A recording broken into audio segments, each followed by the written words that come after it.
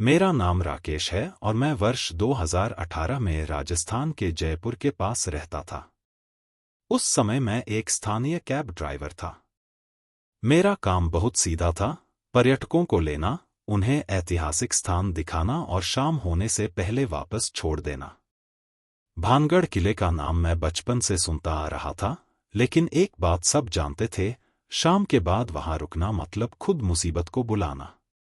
भारतीय पुरातत्व सर्वेक्षण का बोर्ड लगा होता था, स्थानीय लोग मना करते थे, और जो लोग कभी गलती से देर हो जाते थे, वे दोबारा उस जगह का नाम तक नहीं लेते थे।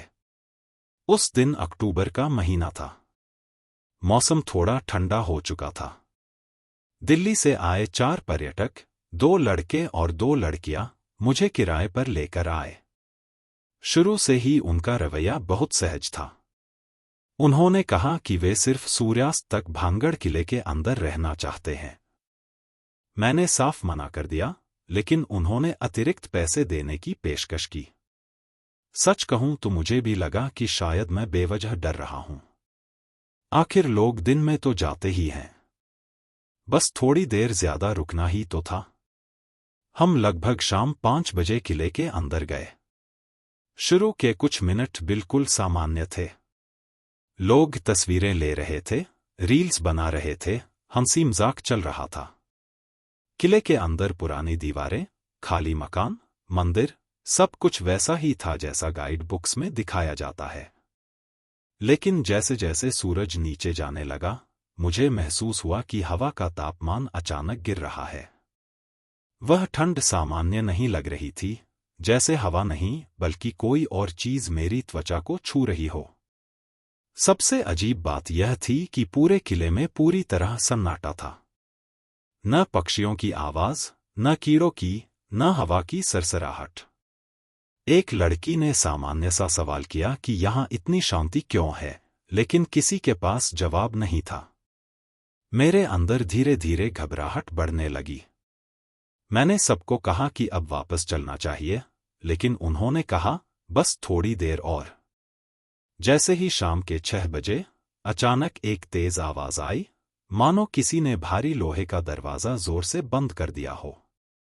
सब एक साथ चुप हो गए। हमें लगा कि शायद एसआई के गार्ड आ गए होंगे, लेकिन जब हमने पीछे देखा तो मुख्य द्वार दिखाई ही नहीं दे रहा था। ऐसा लग रहा था जैसे रास्ता ही गायब हो गया हो। मोबाइल फोनों में पहले ही नेटवर्क नहीं था और टॉर्च की रोशनी भी अजीब लग रही थी, मानो रोशनी दीवारों तक पहुंच ही नहीं पा रही हो। हम सब घबरा गए और मंदिर वाली दिशा में चलने लगे। तभी मैंने पहली बार उसे देखा। एक आदमी थोड़ी दूरी पर खड़ा हुआ, सफेद कपड़ों में, बिल्कुल सीधा। उसका सिर नीचे झुका हुआ था। मैंने सोचा कि शायद कोई स्थानीय व्यक्ति होगा और उससे बाहर निकलने का रास्ता पूछा।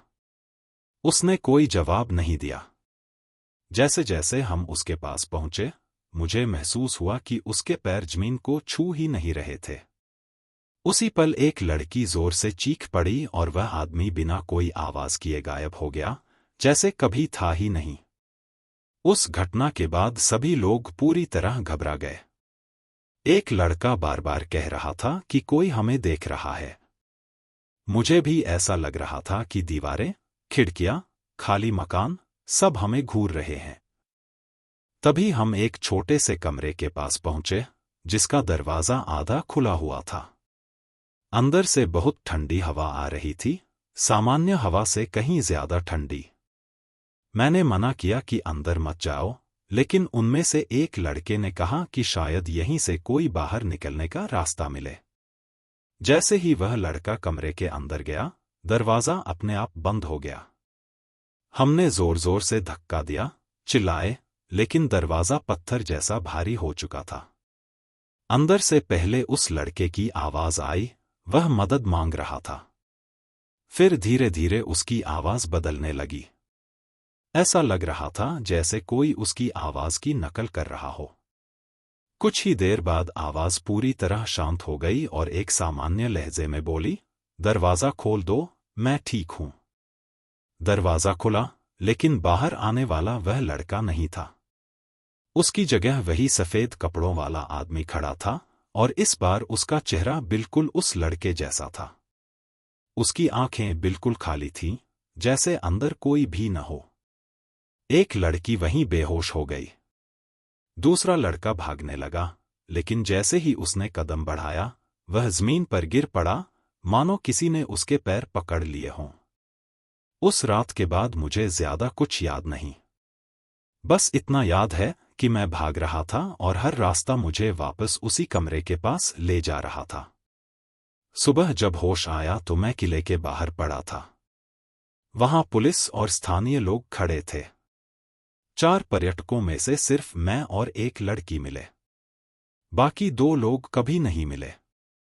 मामला दर्ज हुआ, लेकिन कोई सबूत नहीं मिला।